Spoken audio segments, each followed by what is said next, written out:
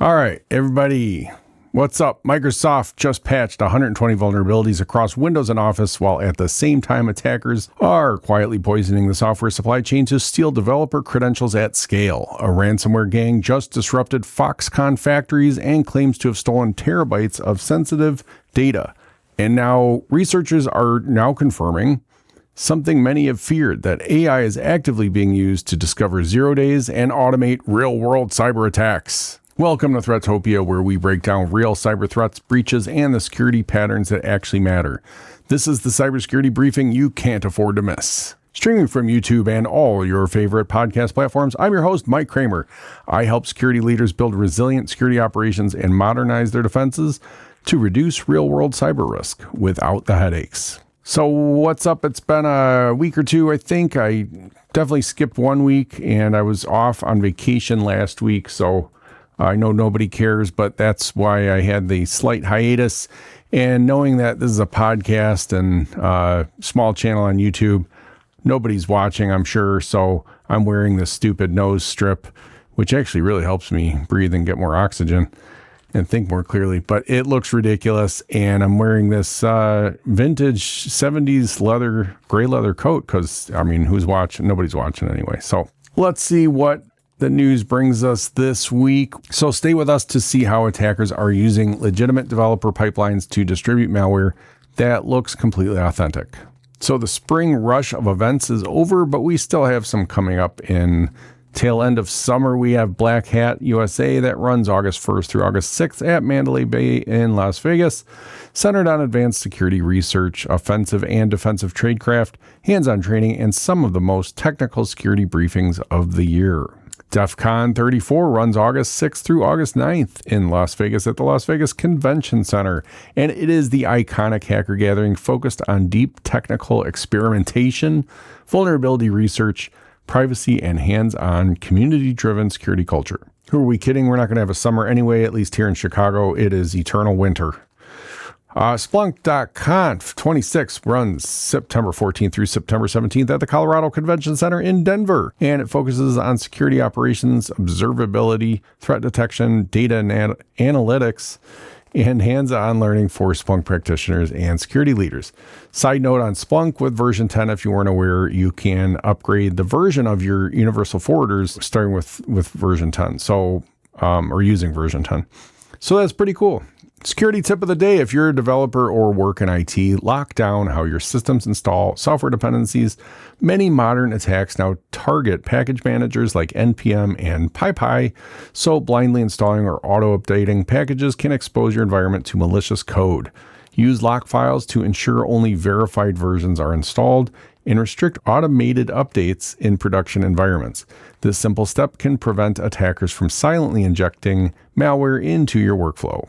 While I'm waiting for the next story to come up, tomorrow I have an endoscopy, so hopefully that goes well. I got about 16 stories or so. There were 18 I researched, but there were some dupes, so I'll just read them as I'll just read them out as I try to group them together. But anyway, here we go. So Microsoft patched 120 vulnerabilities across Windows, Office, SharePoint, and DNS components, with no 0 days reported. The update includes 17 critical flaws that could allow attackers to execute code remotely. Many of these attacks rely on users opening malicious files or exploiting network services. The updates also include feature enhancements alongside security fixes. Systems remain vulnerable if updates are not applied promptly. Microsoft's M-AI system discovered 16 new vulnerabilities in Windows, including critical flaws. The system uses multiple AI agents to identify and validate exploitable bugs. These vulnerabilities could enable remote code execution or privilege escalation. Speaking of bugs, you got a lot of ticks in your area. We have there were some on my garage door hanging on, trying to drop down on me and attack. Well, anyway, a supply chain attack by Team PCP compromised hundreds of NPM and PyPy packages to deliver credential-stealing malware.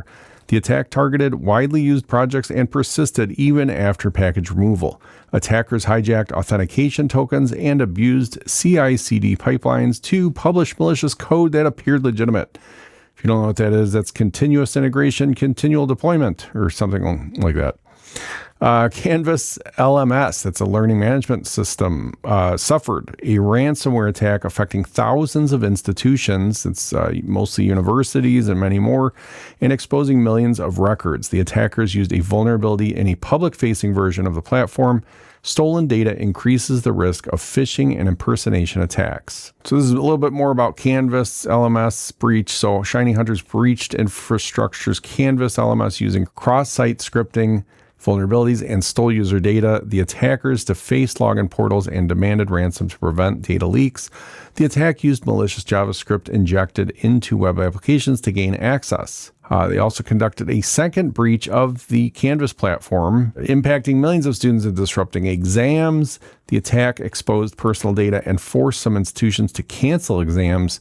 And again, they used cross-site vulnerabilities and extortion messaging to pressure victims. Proof-of-concept exploits for 2 unpatched Windows vulnerabilities were released by a researcher known as Chaotic Eclipse. One exploit bypasses BitLocker encryption, while the other enables privilege escalation to system level. The attacks involve manipulating boot processes and memory objects to gain control. Foxconn factories in North America were disrupted by a ransomware attack from the Nitrogen Gang. The attackers claimed to have stolen 8 terabytes of sensitive data.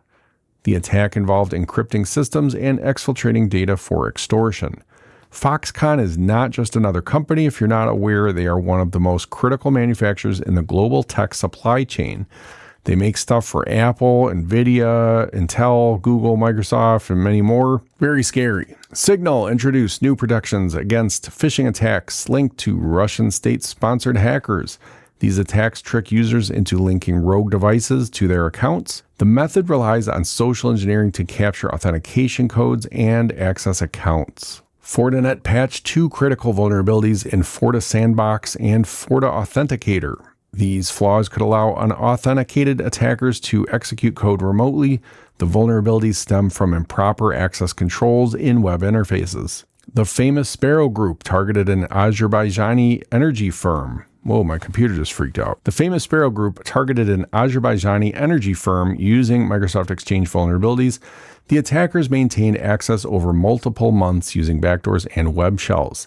Techniques included DLL sideloading and credential reuse to stay persistent. AI-driven attack campaigns in Latin America targeted government and financial organizations. The attackers used AI agents to automate scanning, exploitation, and persistence. These attacks leveraged custom-generated scripts and backdoors to evade detection. OpenAI introduced Daybreak, a platform designated to automate vulnerability detection and patch validation. The system integrates with enterprise workflows to improve security operations. It uses AI models to scan and test software for weaknesses. What could go wrong? OpenAI expanded its Daybreak initiative to support secure software development. The platform automates threat modeling and vulnerability detection in codebases. However, it requires access to sensitive systems, which introduce governance risks. I know when I asked it how many R's were in strawberry, it told me there were 2, and then 1, and then 4. Now it says 3. I think they fixed it. Anyhow, fake Claude code installers are being used to deliver malware targeting developers. The malware steals browser-protected data and evades detection. The attack relies on tricking users into executing malicious installers. Google identified a 0-day exploit created with AI that bypasses 2-factor authentication. The flaw stems from a logic issue in authentication design. Attackers exploited trust assumptions in the code to bypass security controls. A recent report found that 58% of CISOs would consider paying ransom after a cyber attack. Many organizations require over a week to recover from ransomware incidents. The attacks rely on encrypting systems and threatening data exposure. Usually a good backup and recovery process, if quick, is a good defense against that. But now attackers are targeting these stored backups so that recovery is more difficult. So they have to be immutable and hard to access or offline. All right, let's get to my analysis for today.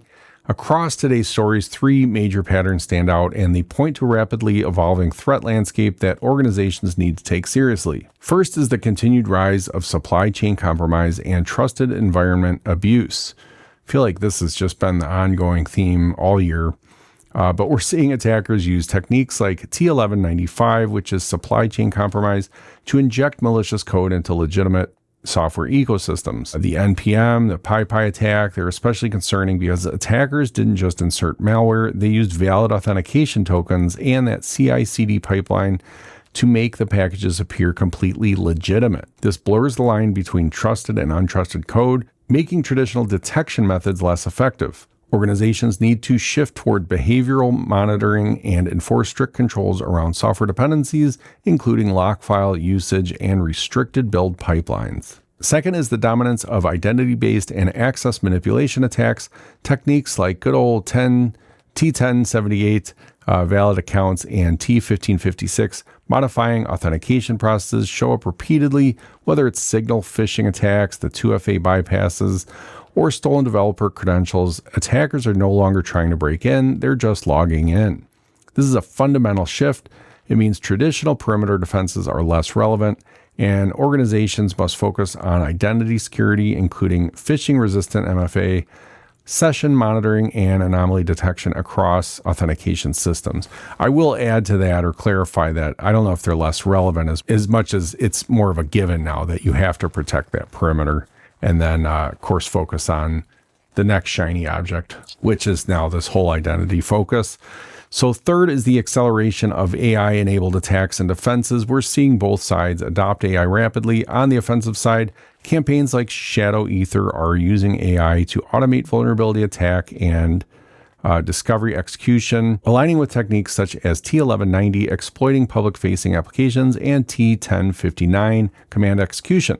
On the defensive side, tools like Microsoft's MDash and OpenAI's Daybreak are using AI to find vulnerabilities faster than humans. The concern here is asymmetry.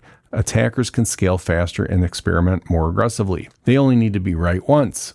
So defenders need to adopt similar automation while maintaining strong governance, because giving AI access to sensitive systems can also expand the attack surface. Overall, attackers are becoming more efficient, more automated, and more focused on abusing trust rather than breaking systems directly.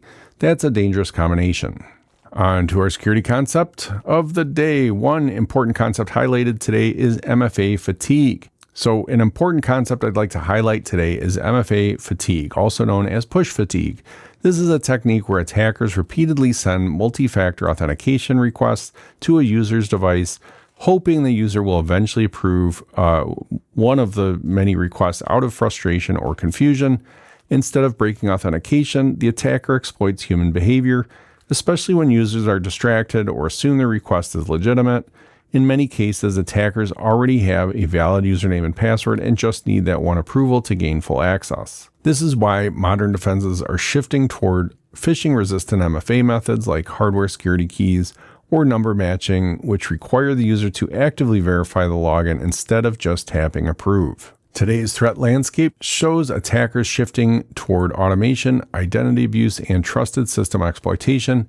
At the same time, AI is accelerating both attack capabilities and defensive innovation, raising the stakes for every organization. This will probably be the playbook for the rest of the year. AI, agentic something, AI something, blah, blah, blah, Claude code. If you find this briefing valuable, please like the show because it really helps us out. Thanks for listening to Threatopia, and stay safe out there.